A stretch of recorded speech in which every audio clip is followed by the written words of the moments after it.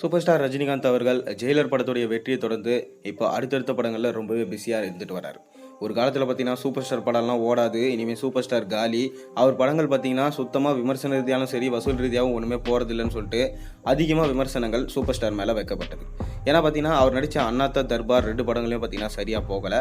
அதை தொடர்ந்து பார்த்தீங்கன்னா சூப்பர் ஸ்டார் யாருன்னு நிரூபிச்சே ஆகணும் என்ற கட்டாயத்துக்கு அவர் இருந்தார்.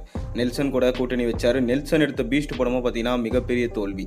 இதனால் என்ன பண்ணுறதுன்னு தெரியாமல் இந்த சூப்பர் ஸ்டார் பரவாயில்ல, இதை வந்து பேன் இண்டியா படமாக எடுப்போம், அனைத்து ஸ்டார்ஸையும் உள்ளே இறக்கும்னு சொல்லிட்டு சூப்பர் ஸ்டார் ஐடியா கொடுத்தார். அப்படி தான் பார்த்தீங்கன்னா சிவராஜ்குமார், மோகன்லால், ஜாக்கி ஷெராப், தமன்னா, சுனில்னு சொல்லிட்டு எல்லாருமே பார்த்தீங்கன்னா உள்ளே இறக்கியிருந்தாங்க. ஒரு மல்டி ஸ்டாரர் படமாக எடுத்தார் நெல்சன். படம் பார்த்தீங்கன்னா ரிலீஸ் ஆன உடனே வேறு லெவலில் இருக்குன்னு சொல்லிட்டு பாசிட்டிவ் ரெஸ்பான்ஸ் எல்லா பக்கம் வந்து வர ஆரம்பிச்சிச்சு.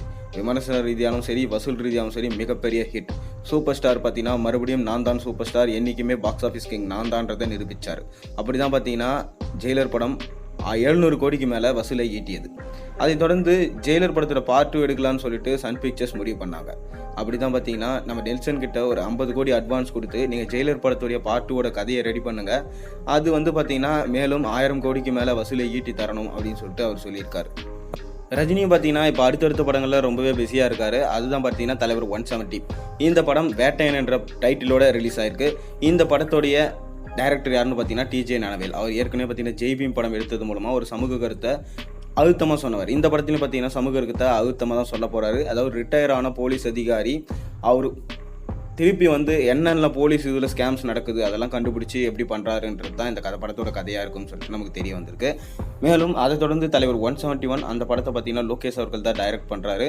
இதுக்கு நடுவில் பார்த்தீங்கன்னா நம்ம தலைவர் லால் சலாம் படத்தில் நடிச்சிருக்காரு. இந்த படம் பொங்கலுக்கு ரிலீஸ் ஆகுது. அடுத்த வருஷம் மட்டும் பார்த்தீங்கன்னா தலைவருக்கு 3 படம் ரிலீஸ் ஆகுது. அதை தொடர்ந்து தான் பார்த்தீங்கன்னா ஜெயிலர் படத்தோட பார்ட் 2 எடுக்கலாம்னு சொல்லிட்டு பிளான் பண்ணியிருக்காங்களாம்.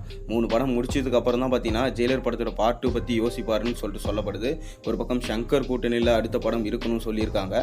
கேஎஸ் ரவிக்குமாரும் இந்த லைனப்ஸில் இருக்காராம். அப்படி தான் பார்த்தீங்கன்னா ஜெயிலர் படத்துடைய பார்ட் 2. இந்த படத்தில் அஜித் வந்து நடிக்க அதிக வாய்ப்பு இருக்குது. ஏன்னா பார்த்தீங்கன்னா நிறைய மேடைகளில் வந்து நம்ம சூப்பர் ஸ்டாரே சொல்லியிருக்காரு, அஜித் வந்து என்னுடைய பில்லா படத்தில் நடித்தார், சூப்பராக இருந்துச்சு. அதேமாதிரி பார்த்தீங்கன்னா படம் ரீமேக் பண்ணாலும் அஜித் நடிச்சாரே சொல்லியிருக்காரு. அதனால் அஜித் நடிக்க அதிக வாய்ப்பு இருக்குது. அஜித் பார்த்தீங்கன்னா இப்போ விடாமுயற்சியோட ஷூட்டிங்கில் ரொம்பவே பிஸியாக இருக்கார். அஜர்பைஜான் போகிறதும் சரி, தமிழ்நாட்டுக்கு வரதும் சரி, இப்படி வந்து அவருடைய பிஸி ஷெடியூல்ஸ் நடுவில் நம்ம சூப்பர் ஸ்டார் கூட சேர்ந்து இந்த ப்ராஜெக்டில் கையில் எடுப்பாரா பொறுத்திருந்து பார்ப்போம். என்ன அஃபீஷியல் அனௌன்ஸ்மெண்ட் வரப்போகுதுன்னு நீங்கள் மறக்காமல் சேனலில் போகிற வீடியோஸ் பிடிச்சி தான் மறக்காமல் சப்ஸ்கிரைப் பண்ணுங்கள், லைக் பண்ணுங்கள், பெல் ஐக்கனை ப்ரெஸ் பண்ணுங்கள். அப்போ தானே போகிற வீடியோஸ் நோட்டிஃபிகேஷன் உங்களுக்கு வந்து சேரும்.